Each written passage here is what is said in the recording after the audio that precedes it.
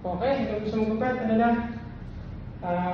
Papatanggal ko sir yung sa likod, tapos kayo nang bahala kung ma-detect. Okay, so ang gilid ay Clean cut sir, kumbaga. clean cut nga. So gagawin ko ngayon, two block na nagupit, no? Hindi masyado mataas, hindi masyado magupit.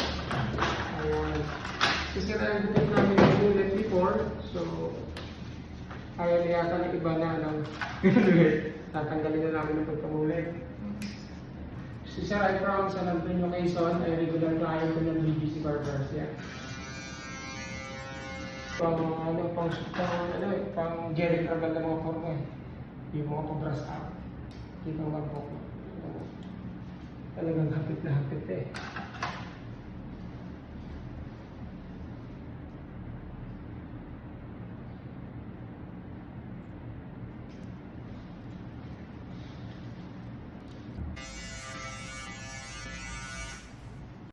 So yan, dumayo ulit sa atin si Sir sa BGC Barbers. Kung makikita nyo yung kanyang gupit, litter yung likod at ginawa natin naman namang iba. Tapos ponpador ang ibabaw. Ayan, yan ang request ni Sir.